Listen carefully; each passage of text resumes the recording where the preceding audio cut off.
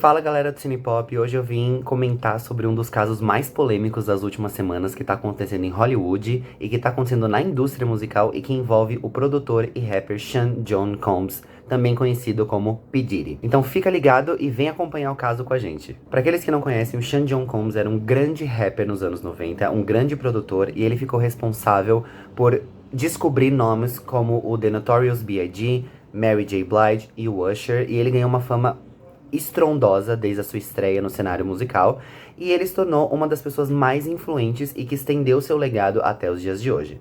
Só que, no último dia 16 de setembro, o Departamento de Justiça prendeu o Sean Combs, que também é conhecido como P. Diddy, caracterizando essa prisão como um esquema de anos para abusar e explorar sexualmente de mulheres, utilizando o seu próprio império corporativo para cometer os crimes.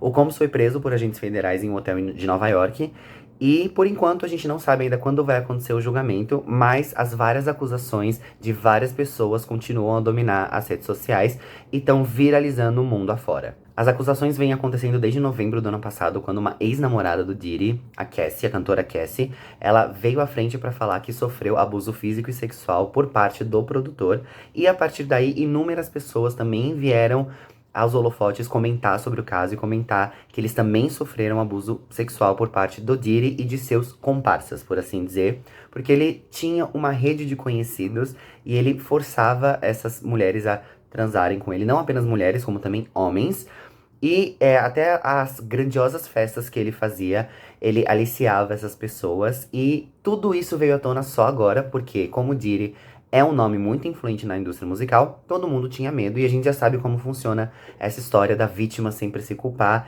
e por não ter uma grande influência, ela não vem à frente para comentar o que aconteceu. Nos últimos anos, como isso vem mudando, as coisas são um pouquinho mais fáceis, e como a gente tem as inúmeras redes sociais, essas coisas ficam mais fáceis da gente entender. Além da Cassie, teve uma jovem estudante que em 91 sofreu nas mãos do Diddy, chamada Joy Dickerson Neal, e ela veio no final do ano passado também, um pouco depois que a Cassie comentou sobre o que aconteceu com ela, pra falar o que aconteceu com a Joy em 1991. Ela disse que ela havia concordado em sair para jantar com o Diddy no dia 3 de janeiro de 91, lá no Harlem, nos Estados Unidos, durante as férias de inverno da Universidade de Siracusa, que era onde ela estudava. Lá, de acordo com o processo que ela abriu, de acordo com os relatórios, o Combs intencionalmente a drogou e a levou para um lugar onde ele estava ficando. Ela não tinha qualquer capacidade física para se defender, ela não tinha qualquer capacidade mental para se defender, e ele, aproveitando a vulnerabilidade dela, abusou sexualmente dela. E isso não é tudo. Através de um amigo da própria Joy, ela descobriu que o Combs tinha gravado o crime e que tinha mostrado para várias pessoas, e isso é citado no relatório, e de acordo com o que eu li, faz parte das evidências. E isso também tem a ver com uma recente emenda que entrou para a legislação estadunidense e que é conhecida como Adult Survivors Act, que permite que supostas vítimas de crimes sexuais possam vir à tona num período de um ano. No caso, esse ano era entre o dia 24 de novembro de 2022 e 24 de novembro de 2023, para que esses casos fossem analisados, não importa o quanto tempo eles tivessem tomado para vir até os holofotes e para ganhar um pouco mais de mídia, um pouco mais de atenção. E no último dia de elegibilidade desse Adult Survivors Act, a Lisa Gardner, que também teve uma certa relação com o Combs, disse que quando ela tinha 16 anos, ela foi violentada pelo produtor. Ela disse que não apenas ele, mas o cantor de R&B Aaron Hall, em um evento supervisionado pela MCA Records, em Manhattan, que era um lugar onde vários nomes muito importantes da indústria fonográfica se reuniam.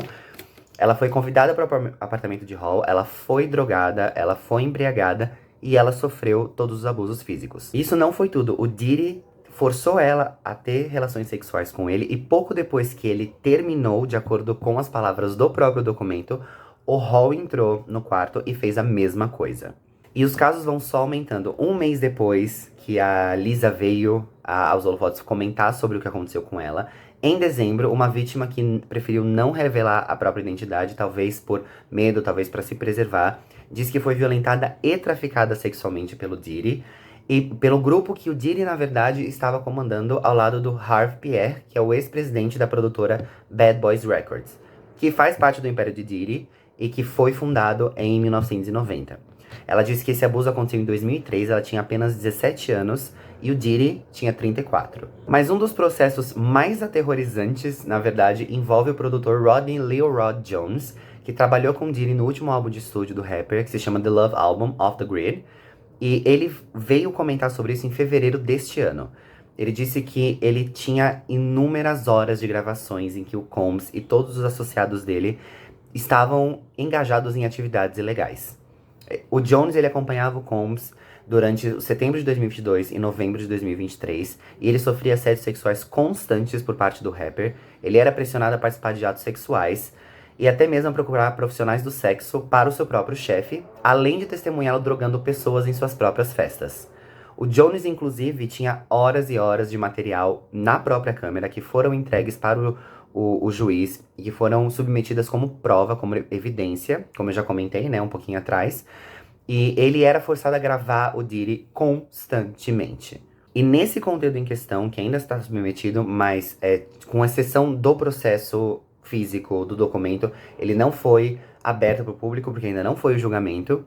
O Combs, ele se relacionava com garotas menores de idade e até mesmo profissionais do sexo. E o Jones também afirmou que o Diddy tentou forçá-lo a ter relações sexuais com ele, sofrendo inúmeros assédios e abusos enquanto vivia com ele na Flórida, em Los Angeles e em Nova York, e até mesmo no iate que ele alugou nas Ilhas Virgens Americanas, durante todo o tempo que o Jones ficou ao lado do Combs. E isso não é tudo, porque essa questão do Combs também começou a levantar perguntas sobre todas as pessoas que tiveram uma associação muito próxima com ele. Por exemplo, a Jennifer Lopez namorou o Combs entre 99 e 2001.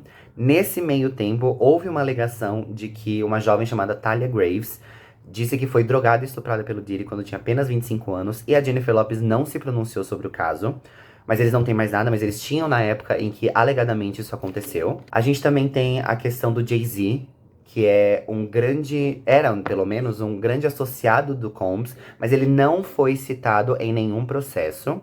E eu vi que isso começou a gerar uma grande onda de hate nas redes sociais, com as pessoas dizendo que o Jay-Z sabia do que acontecia e ele participava, mas ele não é citado em nenhum dos 47 processos.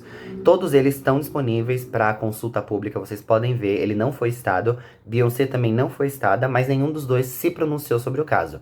O que levou, por exemplo, a Nicki Minaj, uma das rappers mais conhecidas da atualidade, ir para as redes sociais e falar sobre isso e falar por que você não se pronunciou. Tanto que, numa ocasião, a Nicki disse: "Queremos saber se você estava presente durante o abuso de adolescentes e crianças.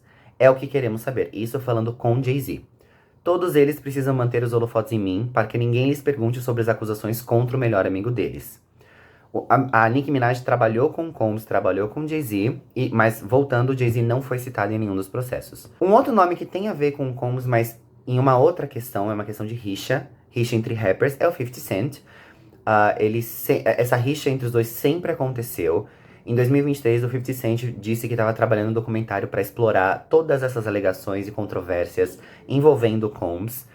O documentário aparentemente se chama Did He Do It? E o 50 Cent, inclusive, disse que o Combs tinha alguma coisa a ver com a morte do Notorious B.I.G.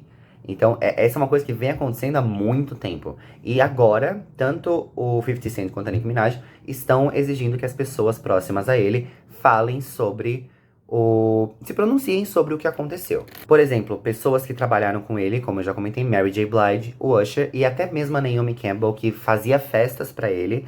Nenhuma dessas pessoas foi citada nos processos, mas nenhuma se pronunciou. Então a gente vê que o buraco é muito, muito mais embaixo. E agora a gente tem que esperar o desenrolar dos próximos capítulos para ver o que vai acontecer. Bom, gente, esse foi meu breve vídeo explicando um pouco sobre o caso envolvendo o Diddy. As coisas ainda vão ganhar uma proporção muito, muito maior, principalmente nas redes sociais, mas a gente não pode fazer nada além de esperar. Então, obrigado por assistirem, deixem seu comentário, se inscrevam no canal e venham acompanhando, porque a gente vai postando coisas sobre esse caso dia após dia, conforme ele vai ganhando mais camadas. Então, muito obrigado por assistirem e até a próxima.